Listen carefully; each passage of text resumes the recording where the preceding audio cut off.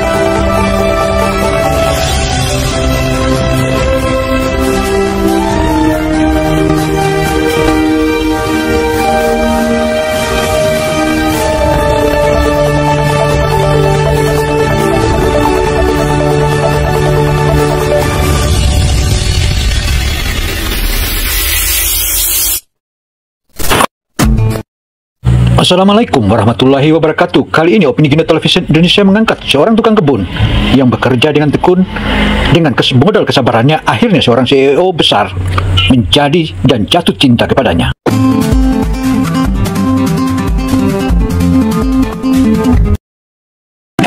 Mawar ini mirip muka Bu Elia kalau lagi ngambek.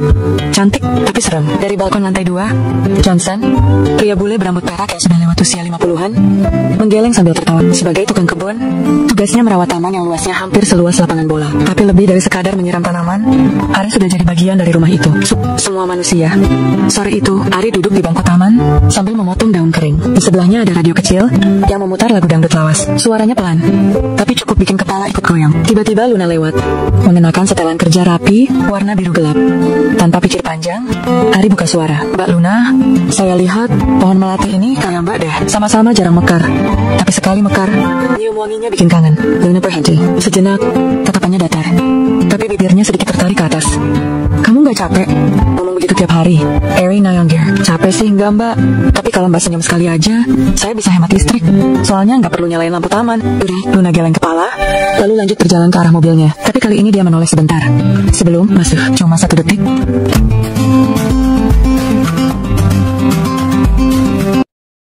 Saudara Luna yang sudah terbiasa disiplin, dia begitu merasa lucu karena diganggu oleh tukang kebun. Meski diganggu terus, tapi dia tetap tidak mempedulikan. Bahkan, I don't care you.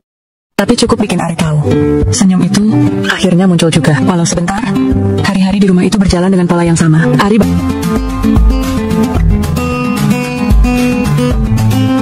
bangun pagi, beresin taman, bantu sopir bersihin garasi, kadang bantu masak kalau kokinya repot. Tapi yang paling dia suka adalah saat sore menjelang. Biasanya dia duduk di bangku taman depan rumah sambil ngobrol sama sopir atau satpam.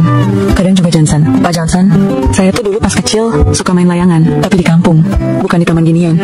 Johnson ketawa. Kamu harus ajarin saya suatu hari nanti. Tapi kalau saya bisa lepasin layangan, bisa juga saya lepasin stres kerjaan. Harrison bisa bikin orang tertawa. Dia tahu tempatnya di rumah itu, bukan di kampung halaman jauh di Indonesia. Ramuan sederhana yang nanti bakal mengguncang seluruh rumah ini, dan mungkin hidupnya juga. Pagi itu, hujan gerimis membasahi halaman depan villa keluarga Johnson. Ari tetap keluar seperti biasa, pakai jaket parasut warna hijau tua, sambil Luna muncul, mengenakan jas kerja panjang dan syal abu-abu. Rambutnya disanggul rapi, sepatu hak tingginya berdetak cepat di lantai marmer. Di tangan kirinya, laptop tipis dan map. Wajahnya datar, tanpa ekspresi. Ari yang lagi jongkok langsung berdiri tegak. Pagi Mbak Luna. Hati-hati, tanahnya licin, jangan sampai terpeleset. Nanti perusahaan bisa libur seminggu. Luna menoleh sebentar. Terima kasih, jawabnya singkat. Lalu berjalan terus ke arah garasi. Ari ikut berjalan pelan di belakang. Mbak, saya barusan mimpi Mbak jadi model iklan pupuk, berdiri di antara bunga mawar sambil megang semprotan. Luna berhenti bentar, menoleh lagi. Mimpi buruk ya? Enggak dong, itu mimpi bagus. Soalnya tanamannya pada mekar semua. Gara-gara senyumnya Mbak, Luna tidak menjawab.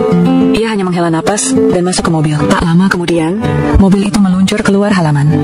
Ari berdiri sebentar melihat kepergian mobil itu, lalu bergumam pelan. Ya, tetap cuek juga. Tapi hari ini, 2 kali nengok, lumayan naik level. Luna memang berbeda. Bukan tipe wanita yang gampang diajak ngobrol. Ari sudah bukan wanita sembarangan. Sejak usia 25, dia sudah duduk di jajaran direksi perusahaan ayahnya. Perusahaan teknologi kesehatan itu punya cabang di beberapa negara Eropa. Saat ini, Luna adalah CEO termuda dalam sejarah perusahaan tersebut. Kerja keras, disiplin, dan nyaris tanpa celah. Hari-harinya diisi dengan rapat, laporan, perjalanan bisnis. Teman pun hampir tidak ada, kecuali rekan kerja. Dunia Luna hanya berputar antara rumah, kantor, dan bandara. Tolong bantu, katanya cepat. Ari langsung berdiri. Kenapa Pak? Elia sakit. Panas tinggi. Saya mau bawa ke rumah sakit sekarang. Tanpa tanya lagi, Ari lari ke dalam. Di ruang tamu, Elia duduk lemas di kursi panjang. Wajahnya pucat, napasnya berat. Tangannya memegang bagian leher seperti menahan nyeri. Luna duduk di samping. Luna meneteskan air mata diam-diam. Ia tidak menangis karena bangga semata, tapi karena ia sadar Ari benar-benar berbeda. Bukan karena status atau kekayaan. Memegangi bahunya sambil berbicara dengan nada rendah. Ari mendekat.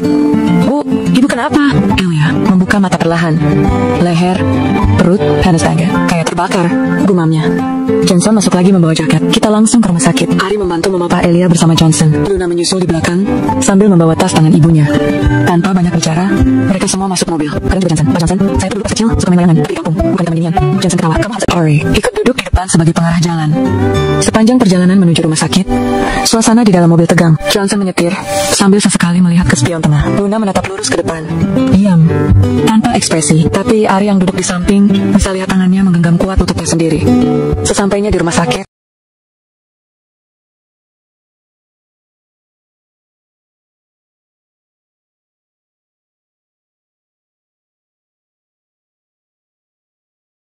petugas langsung membawa Elia ke ruang observasi. Ari berdiri di koridor bersama Johnson dan Luna. Dokter datang, meminta penjelasan singkat. Sudah berapa lama gejala ini muncul? Tanya dokter dalam bahasa Inggris. Sejak semalam, jawab Luna. Panas, nyeri dari leher sampai perut. Kami pikir cuma flu biasa. Dokter mengangguk, lalu masuk ke ruangan. Beberapa menit berlalu, kemudian 1 jam, lalu 2 jam. Ari masih berdiri di tempat yang sama. Matanya melihat ke segala arah. Rumah sakit itu besar, modern, dan sepi. Tapi suasananya dingin. Berbeda sekali dengan taman belakang yang biasa ia urus. Tak lama kemudian dokter Kelwer, kami sudah beri cairan infus dan pereda nyeri. Tapi panasnya tidak turun. Kami masih belum tahu penyebab pastinya. Kami akan lakukan serangkaian tes lanjutan, jelasnya. Johnson mengangguk.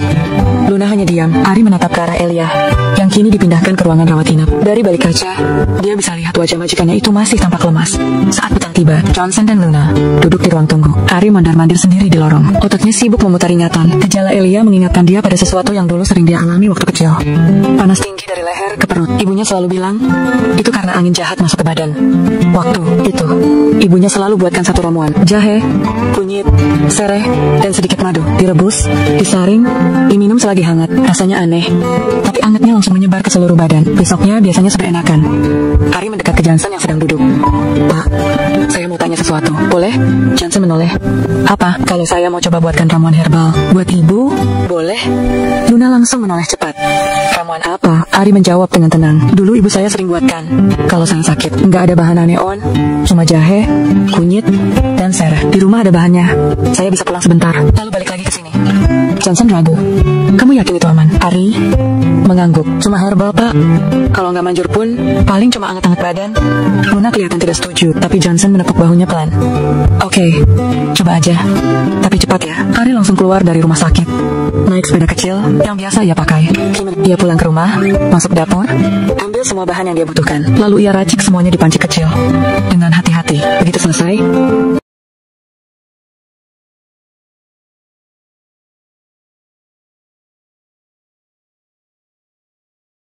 ia tuang ke dalam termos, lalu kembali ke rumah sakit. Malam sudah turun. Luna sedang duduk di kursi dekat ranjang ibunya. Elia masih lemas, tapi sudah bisa membuka mata. Ari masuk pelan, sambil membawa termos kecil dan cangkir. Bu, saya bawakan ramuan sedikit. Hangat. Dulu saya suka minum ini. Kalau badan rasanya nggak enak, ucap Ari sambil menuang isi termos ke cangkir. Elia menatapnya sebentar, lalu mengangguk lemah. Ari duduk di tepi ranjang, lalu perlahan menyuapkan ramuan itu ke mulut Elia. Wanita itu minum sedikit demi sedikit. Di belakang, Luna berdiri sambil memperhatikan dengan seksama. Ruangan itu hening, hanya ada bunga dari kemarin. Matanya tertutup, napasnya pelan. Elia mengangkat tangan kanannya, menyentuh kepala putrinya. Lembut, Luna terbangun pelan. Ia mengucek mata, lalu memandang ibunya. Wajahnya langsung berubah. Mama bangun, tanyanya cepat. Elia tersenyum tipis. Sudah dari tadi, badan mama juga enakan. Luna duduk tegak, tangannya langsung menyentuh dahi Elia. Tidak panas, dia menyentuh leher, lalu perut. Tidak ada reaksi kesakitan. Padahal semalam, hanya disentuh sedikit saja, ibunya sudah meringis. Kok bisa? Gumam Luna. Sebelum sempat menjawab, pintu kamar diketuk. Seorang dokter muda masuk.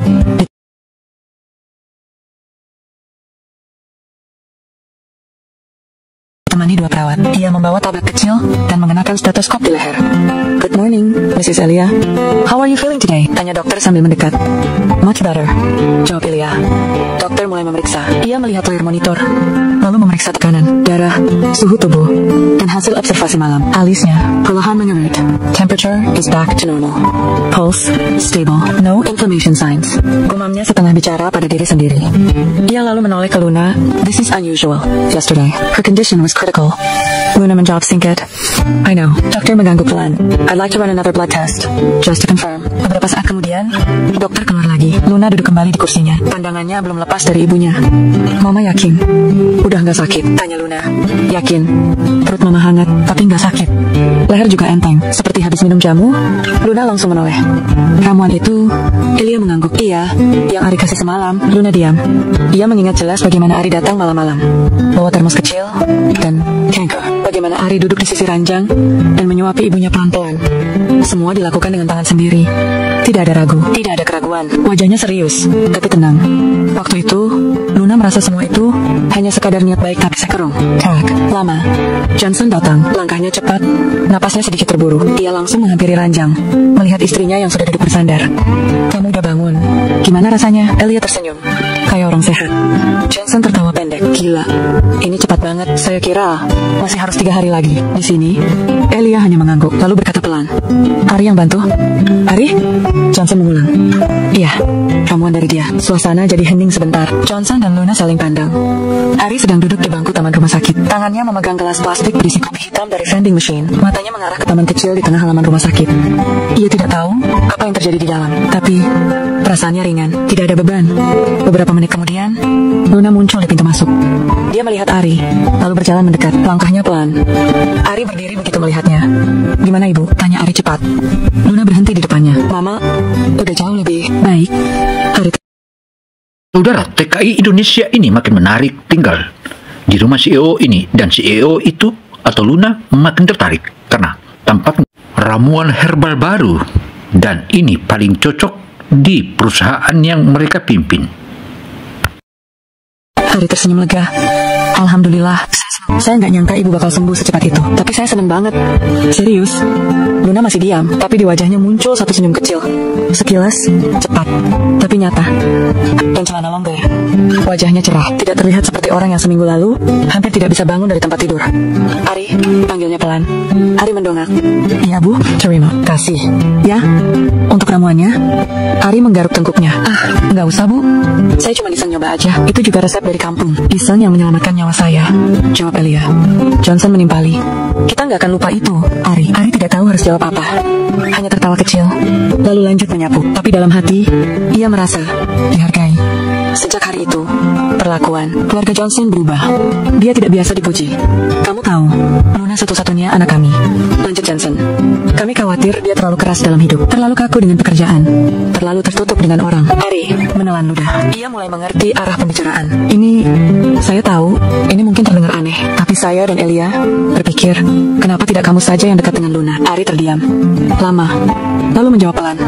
Saya cuma tukang kebun, Pak. Johnson tersenyum. Justru itu, kamu orang yang berpura-pura. Kami suka itu.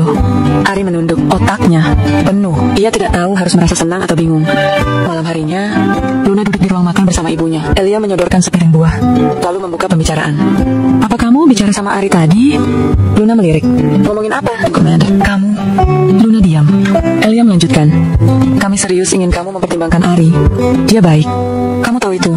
Luna menghela napas. Mama, dia tukang kebun. Dan kamu jatuh sakit kemarin. Siapa yang bantu? Bukan dokter. Bukan kami. Tapi dia. Luna tidak menjawab. Elia menatap putrinya.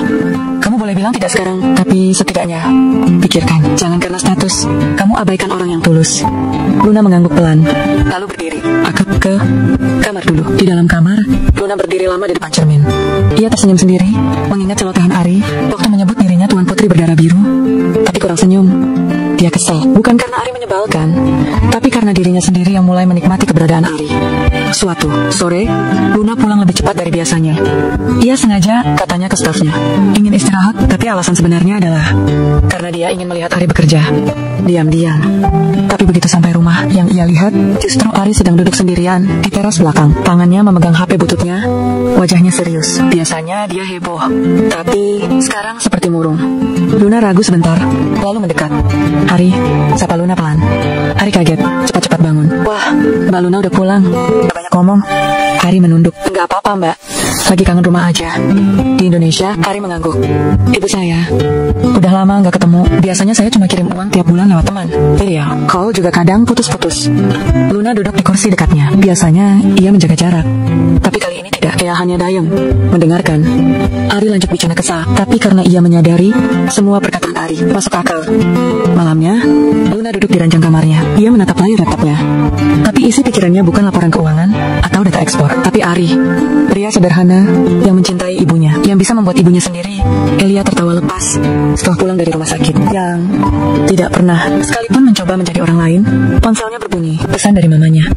Luna, Papa dan Mama serius soal Ari, tapi kami tidak akan memaksa. Semua tetap keputusanmu. Luna membaca pesan itu berulang kali, tidak langsung membalas. Ia tahu, hatinya mulai berubah, tapi ia masih belum siap mengakuinya. Keesokan paginya, Ari menyiram tanaman seperti biasa. Tiba-tiba Luna muncul di sampingnya, memakai blus putih sederhana, tanpa makeup tebal seperti biasanya. Ari, sapanya. Ari menoleh. Iya Mbak, kalau aku bilang, aku mau coba kenal kamu lebih dekat. Kamu bakal kabur nggak? Ari membeku, matanya melebar. Mbak, serius? Serius. Ari tertawa. Senior bahkan mulai bergosip. Salah satunya, Mona, sekretaris pribadi Johnson, yang sudah bekerja hampir 20 tahun. Bapak tahu nggak, anak kita kayaknya makin dekat sama tukang kebun itu, ujar Mona pada Johnson saat sedang di ruang kerja. Johnson mengangkat alis. Ari, iya, saya lihat sendiri 2 kali mereka jalan bareng di taman belakang. Bukan urusan pekerjaan. Johnson tidak langsung menjawab. Ia menatap keluar jendela kantornya. Kota terlihat sibuk seperti biasa, tapi hatinya mulai tidak tenang. Di rumah, suasana justru berbeda. Elia malah makin senang melihat kedekatan anaknya. Dengan Ari, ia melihat sisi Luna yang selama ini tertutup, lebih terbuka, lebih hangat, lebih hidup. Dia berubah jadi gadis yang lebih baik karena Ari, kata Elia suatu malam pada suaminya. Tapi dia tukang kebun. Elia, jawab Johnson pelan, dan dia menyelamatkan nyawaku. Kamu lupa itu, Johnson? Tidak, membalas. Ia ingat betul hari ketika istrinya sembuh setelah minum ramuan dari Ari. Tapi sebagai kepala keluarga, ia merasa punya beban. Masa depan Luna, perusahaan, reputasi keluarga. Luna mulai merasakan tekanan. Di kantor, orang-orang mulai jaga jarak. Beberapa klien yang dekat dengannya mulai mengajukan pertanyaan aneh, seperti, kapan kamu menikah, Luna? Atau katanya kamu sekarang dekat dengan karyawan rumah, Luna Castle. Tapi ia tidak bisa marah secara terbuka. Ia hanya di rumah, wajahnya datar. Tidak ada senyum seperti biasanya. Ari, ucap Johnson. Saya ingin bicara. Ari duduk, agak tegang. Saya tahu kamu orang baik, jujur, perhatian, dan menyenangkan. Tapi kamu tahu kan posisi kamu di rumah ini? Ari mengangguk. Saya cuma tukang kebun, Pak.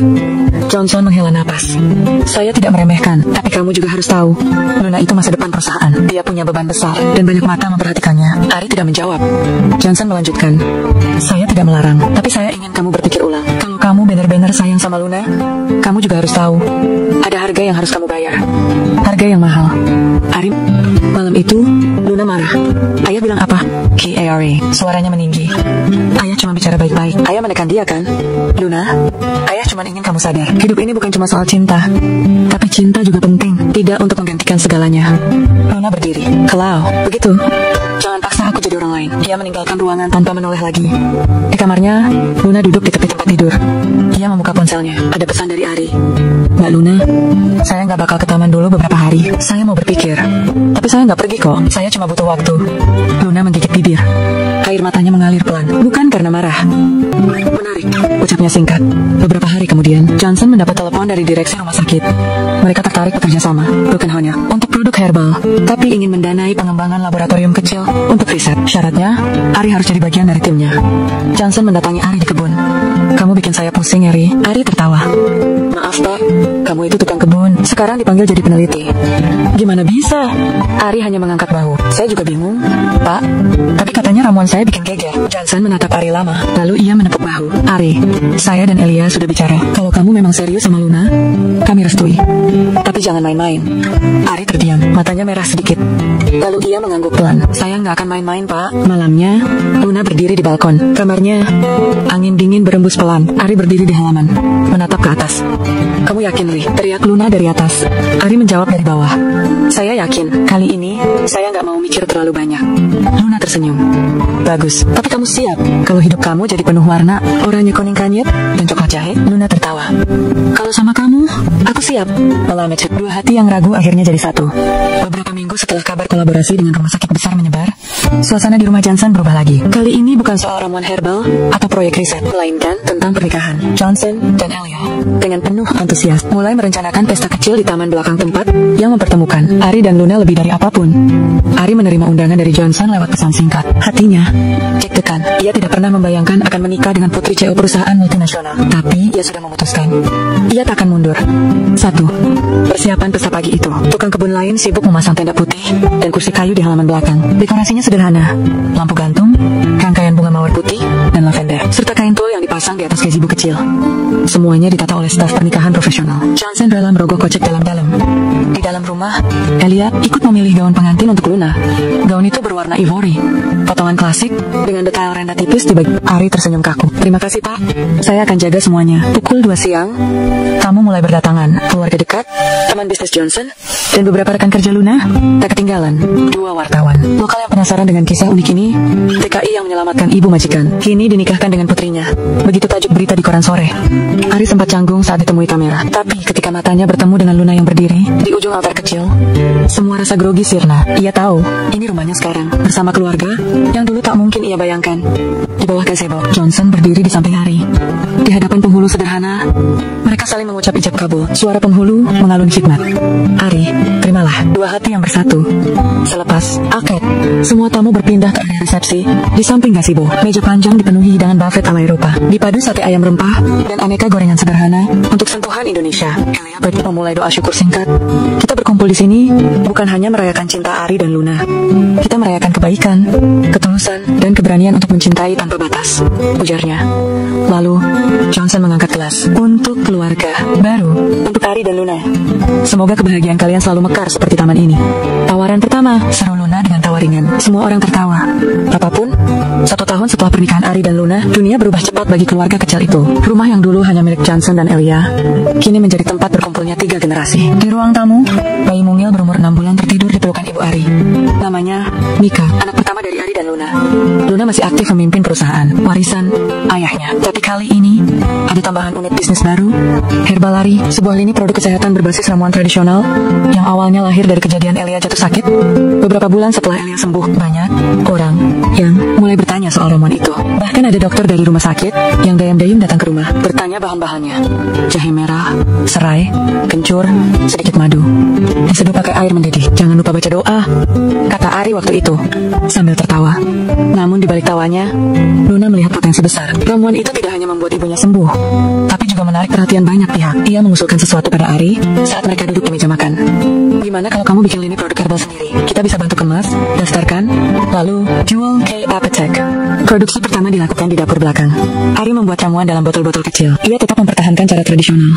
Direbus, disaring, lalu disimpan dalam botol kaca. Ia mencatat setiap takaran dengan teliti, tidak asal. Pekerja rumah membantu memasukkan cairan herbal ke dalam botol. Ibu Ari mengajari mereka cara memilih rempah yang masih segar. Luna menyewa desainer untuk membuat label botol. Ada gambar siluet Ari dengan tulisan Herbal Ari dari alam untuk kesehatan. Mereka tidak menyangka dalam 2 minggu pertama 1000 botol habis di toko online lokal. Sebuah kejutan datang dari sebuah rumah sakit besar di Prancis. Mereka mengirim email resmi kepada Luna meminta kerjasama pengembangan varian ramuan herbal sebagai terapi pelengkap pasien pernapasan dan pencernaan. Luna membaca email itu karus-karas di ruang makan. Gila, RI, ini rumah sakit tempat mama dulu dirawat. Mereka minta kamu kerjasama. Katanya tak percaya. Ari yang sedang mengaduk ramuan di panci cuma nyengir. Ya ampun, ini sih bukan kerjasama, ini kerja besar. Luna langsung mengatur jadwal pertemuan via Zoom dengan direktur rumah sakit tersebut. Ari sempat gugup karena harus bicara dengan orang-orang berseragam jas putih dan gelar akademik berderet. Tapi saat ia mulai menjelaskan proses pembuatan ramuan, mereka semua terdiam kagum. Your method is very natural and logical. We want to bring this into our clinical environment, kata seorang dokter spesialis. Dalam waktu 4 bulan, ramuan Ari mulai masuk ke beberapa rumah sakit di Eropa sebagai produk terapi pendamping. Mereka tidak menjanjikan penyembuhan cepat, tapi memperkuat imun dan mempercepat pemulihan. Herbal Ari membuka dapur produksi baru di Belgia. Ari bolak-balik dari rumah ke dapur itu. Ia merekrut beberapa staf lokal dan membekali mereka dengan cara membuat ramuan seperti di Indonesia. Tidak, ada mesin otomatis. Semuanya manual. Luna tetap jadi komando utama dari sisi legal dan pemasaran. Ia menjaga agar merek tetap jujur pada akarnya. Ramuan kampung yang membawa hasil nyata. Meski sudah sukses, Ari tidak berubah. Ia tetap bangun pagi, menyapu halaman, memberi makan burung, dan sesekali bercanda dengan staf rumah. Jika ada tamu penting dari luar negeri datang ke rumah, Ari tidak sungkan menyambut sambil mengenakan sandal jepit dan celana pendek. Mau nyoba ramuan langsung dari tangan saya? Katanya pada seorang tamu dari Jerman, sambil menyodorkan gelas kecil berisi cairan hangat. Tamu itu meminumnya, lalu mengangguk puas. Very authentic. Ibu Ari kini tinggal bersama mereka. Ia sering duduk di kursi goyang memang komika, sambil melihat Ari sibuk di dapur belakang. Sesekali ia berkata pelan, "Kamu gak berubah, Ri. Tetap anak kampung yang tahu diri." Ari tertawa. "Ya, Bu, kalau berubah, nanti lupa cara pulang." Ibu Ari tersenyum bangga. Ia tidak pernah membayangkan anaknya yang dulu belajar bertani di kampung, kini punya produk yang dikenal di beberapa negara. Herbal Ari bukan hanya soal ramuan, tapi soal kepercayaan. Orang-orang percaya karena mereka melihat langsung perubahan yang terjadi, dan udara hangat menggantikan dinginnya salju yang menyelimuti halaman belakang rumah Johnson. Pohon-pohon apel yang sempat meranggas kini mulai tumbuh tunas baru. Di tengah kebun kecil yang dulunya hanya tempat Ari mencangkul dan menyiram bunga, kini berdiri sebuah gazebo kayu sederhana. Di sanalah keluarga besar itu sering berkumpul, minum teh, dan mengobrol panjang sambil menikmati matahari sore. Ari duduk santai, mengenakan baju santai dan sarung kotak-kotak yang masih ia bawa dari kampung. Di sebelahnya, Luna memeluk Mika yang sedang belajar berdiri. Johnson sedang membaca koran. Elia merajut shawl untuk cucunya, dan Ibu Ari memotong-motong jahe di talenan kecil. Katanya, untuk membuat ramuan spesial, tidak ada yang berubah dari suasana itu. Meski kini nama Ari telah dikenal di belasan rumah sakit dan toko-toko herbal di Eropa, Ari sendiri tetap merasa dirinya hanya seorang tukang kebun biasa. Bedanya, sekarang ia punya tanggung jawab lebih besar dan keluarga yang lebih besar. Beberapa hari sebelumnya, Ari mendapat undangan resmi dari Kementerian Kesehatan Eropa. Ia diundang untuk menerima penghargaan atas kontribusinya dalam memperkenalkan ramuan tradisional yang membantu pemulihan pasien di masa krisis kesehatan. Luna membacakan undangan itu di meja makan. Katanya, "Kamu disebut pelopor integrasi pengobatan alami dari Asia Tenggara di sistem medis modern Eropa," katanya sambil melirik Ari. Ari tertawa, bahasanya ribet amat. "Intinya aku disuruh datang pakai jas, ya, dan disuruh pidato," kata Luna menahan tawa. Waduh, Ari menggaruk kepala. "Nanti aku bilang aja, saya cuma tukang kebun yang peduli sama ibu-ibu yang sakit." Semua tertawa, tapi di dalam hati mereka tahu ucapan Ari itu bukan sekadar bercanda. Ia memang peduli, bukan hanya kepada Elia, tapi kepada siapa saja yang membutuhkan bantuan. Itulah alasan mengapa Herbal Ari bisa tumbuh secepat itu. Bukan karena iklan atau strategi bisnis, tapi karena ketulusan. Malam sebelum keberangkatan ke acara penghargaan, Ari duduk sendirian di teras rumah. Ibu Ari datang membawakan teh hangat. Mereka duduk berdampingan dalam diam. "Kamu bahagia, Ri?" tanya ibu. Ari menatap langit. "Bahagia, Bu. Tapi kadang aku masih suka ngerasa ini semua cuma mimpi. Dulu, aku cuma pengen kerja di luar negeri, biar bisa beliin ibu kulkas baru. Gak kepikiran bakal punya usaha sendiri, apalagi sampai diundang pemerintah." Ibu tersenyum. "Mimpi kamu mungkin kecil, tapi kamu jalaninnya dengan sungguh-sungguh. Tuhan yang gedein." Di Alabaster, Ari berdiri di atas panggung, mengenakan setelan jas yang dipilihkan Luna. Ia terlihat canggung, tapi tetap percaya diri. Saat tiba waktunya berpidato, ia tidak membaca teks. Ia hanya bicara dari hati. Saya bukan ilmuwan. Saya juga bukan dokter. Saya cuma anak desa yang pernah sakit perut waktu kecil dan disuruh minum ramuan sama ibu saya. Ternyata sembuh. Ramuan itu yang saya kasih ke ibu majikan saya waktu sakit. Lalu entah bagaimana caranya, semua ini jadi besar. Orang-orang tertawa, lalu memberi tepuk tangan panjang. Saya percaya satu hal, kebaikan itu seperti air. Kalau kita tuang dengan ikhlas, pasti ngalir kemana-mana. Dan kalau kita jujur dalam hidup, Tuhan pasti bantu. Tepuk tangan semakin meriah. Di kursi penonton, Luna meneteskan air mata diam-diam. Ia tidak menangis karena bangga semata, tapi karena ia sadar, Ari benar-benar berbeda. Bukan karena status atau kekayaan, tapi karena hati. Setelah acara penghargaan, tawaran kerjasama datang dari berbagai penjuru. Namun Ari menolak sebagian besar. Ia hanya mengambil yang ia anggap bisa dijalankan dengan baik, tanpa mengubah prinsip awal. Ramuan alami, produksi manual, tanpa bahan tambahan. Ia membuka pelatihan gratis bagi TKI dan komunitas Indonesia di Eropa yang ingin belajar meracik jamu. Bahkan beberapa alumni pelatihannya sudah membuka toko kecil sendiri di kota lain. Saya bukan bos kalian, katanya dalam pelatihan. Saya cuma mau kalian bisa berdiri di kaki sendiri. Bawa nama Indonesia dengan cara yang baik. Di kebun belakang, Mika sudah bisa berlari-lari kecil. Ari mengejar-ngejar sambil tertawa. Di belakangnya, Luna berdiri di teras, menggendong bayi kedua mereka. Acara penghargaan, tawaran kerjasama datang dari berbagai penjuru. Namun Ari menolak sebagian besar. Ia hanya mengambil yang ia anggap bisa dijalankan dengan baik, tanpa mengubah prinsip awal.